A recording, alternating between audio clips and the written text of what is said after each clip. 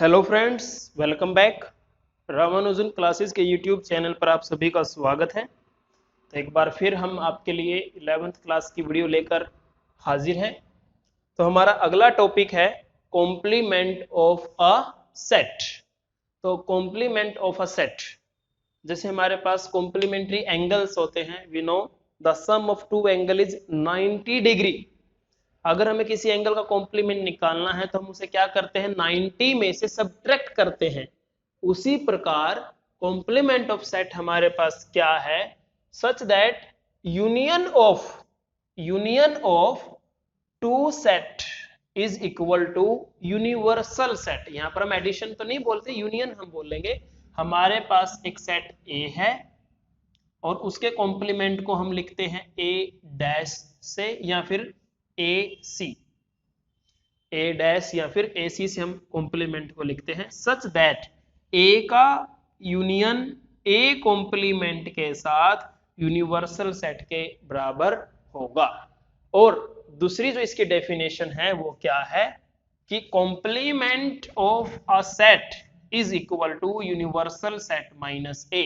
It means element of universal set which are not belonging to set A. जैसे हमारे पास आप ये देख रहे हो, एक ए सेट है, तो यूनिवर्सल सेट के बाहर का जो हमारा ये ए सेट के अलावा जो एनवायरनमेंट है, जो एलिमेंट्स हैं, ये क्या है, these are the part of complement. Universal set में से हमने क्या कर दिया, ए सेट को सब्ट्रैक्ट कर दिया, ए के एलिमेंट्स हमने नहीं लिए हैं। It is known as a complement of a set. So it is the Venn diagram representation of a complement. Yellow part represent the complement. Next we have properties of complement set. So we have some property. Same.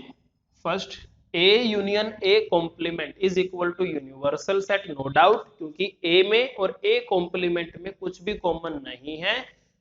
A complement contain the element other than the element of A, तो कुछ भी common नहीं है, तो इनका intersection empty होगा और इन दोनों की यूनियन यूनिवर्सल सेट के इक्वल होगी।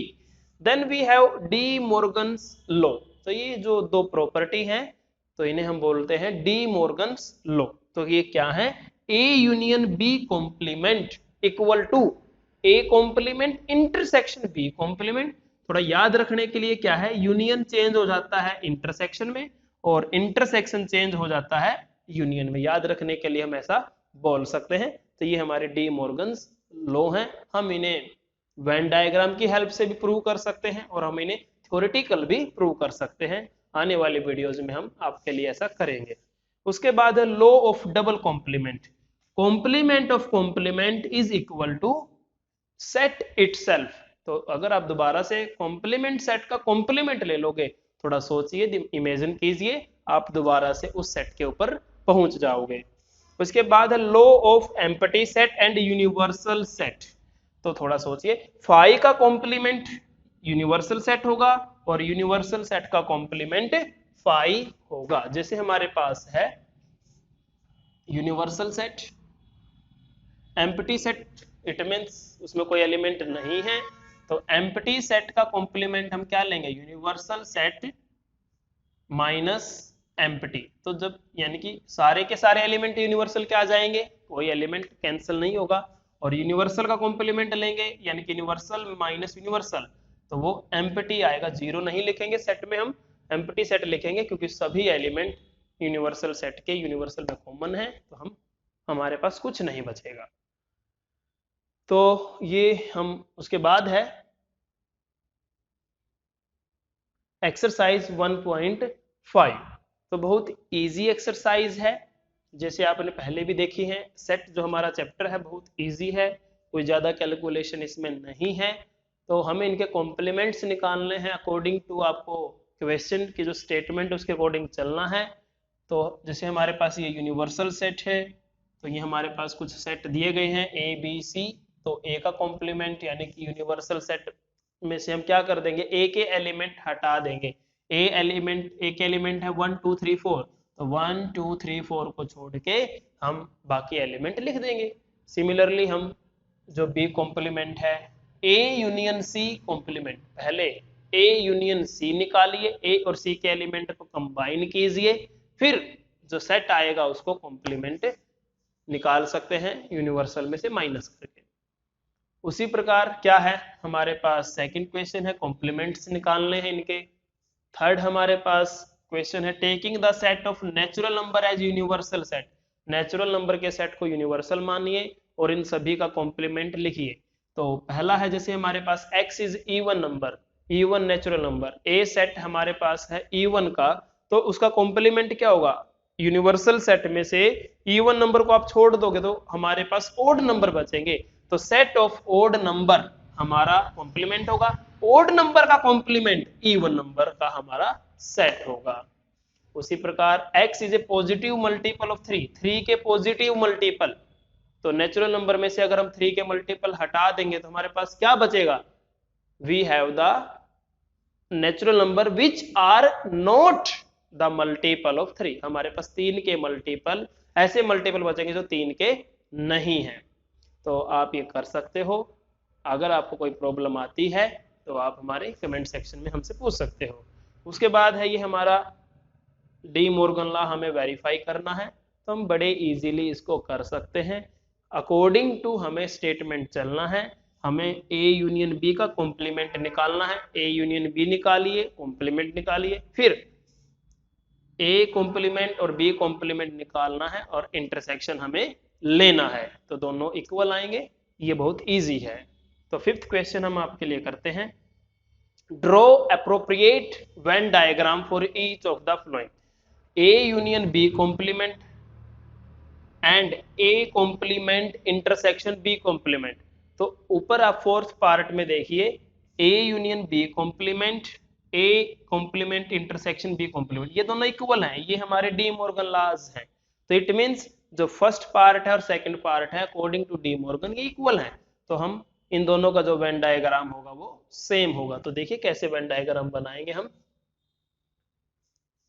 ए यूनियन बी कॉम्प्लीमेंट का हमें वेन डायग्राम बनाना है। तो सपोज हमारे पास क्या है, एक यूनिवर्सल सेट है, सपोज हमारे पास दो सेट हैं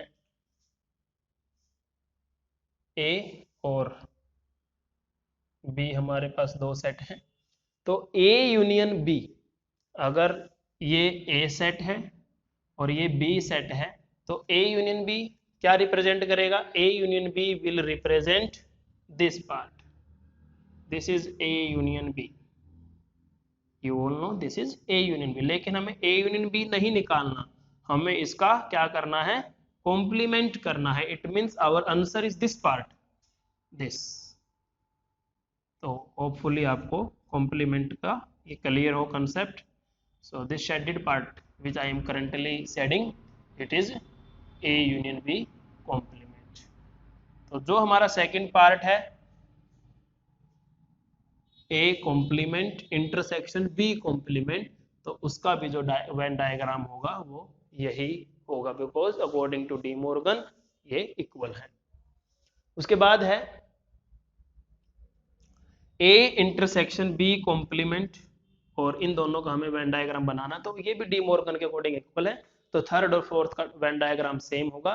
तो ए इंटरसेक्शन बी कॉम्प्लीमेंट, तो देखिए जैसे हमारे पास है यूनिवर्सल सेट, हमारे पास है ए सेट और बी सेट, तो सपोज हमें क्या करना है, ये ए है और ये बी है, हमें क्या करना है, ए इंटरसेक्शन बी का कॉम्प्लीमेंट निकालना है। तो ए इंटरसेक्शन बी, ये हमारा ए इंटरसेक्शन बी है, इसका कॉम्प्लीमेंट निकालना है। तो कॉम्प्लीमेंट पार्ट क्या होगा, इस पार्ट को छोड़ के बाकी सब हमारा कॉम्प्लीमेंट होगा। तो आप समझ सकते हो जो ये ब्लू शेडिंग पार्ट है ये हमारा ए इंटरसेक्शन बी कॉम्प्लीमेंट को रिप्रेजेंट करता है। ठीक है, देन तो नेक्स्ट हमारे पास है sixth question, let U be the set of all triangle in a plane. हमारे पास सारी ट्राइंगल्स हैं यूनिवर्सल सेट में। A is the set of all triangle with at least one angle different from 60 degree. A set में क्या है, ऐसी triangle है जिनका कम से कम एक एंगल 60 डिग्री से अलग है। तो A कॉम्प्लीमेंट हमें निकालना है। तो बात यहां पर चल रही है 60 डिग्री से एंगल आपका डिफरेंट होना चाहिए। तो अगर ये यूनिवर्सल सेट है तो हमारे पास, अगर हम 60 डिग्री के हिसाब से ट्राइंगल को कैटेगराइज्ड करें तो हमारे पास कौन कौन सी ट्राइंगल हो सकती हैं। हमारे पास ऐसी ट्राइंगल हो सकती हैं जिनके तीनों एंगल 60 डिग्री हैं। अगर ये हो सकता है कि हमारे पास सभी के सभी एंगल क्या हैं, 60 डिग्री हैं, ऑल एंगल आर 60 डिग्री।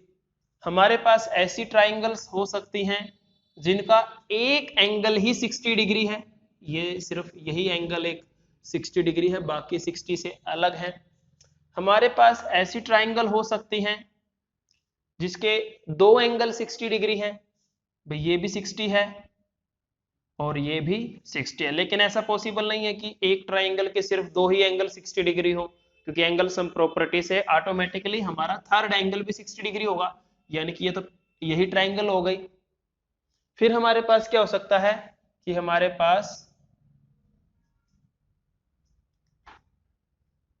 क्या हो कि एक भी एंगल 60 डिग्री ना हो, हमारे पास एक भी एंगल 60 डिग्री ना हो। ये चार टाइप के हमारे पास ट्राइंगल पॉसिबल हैं।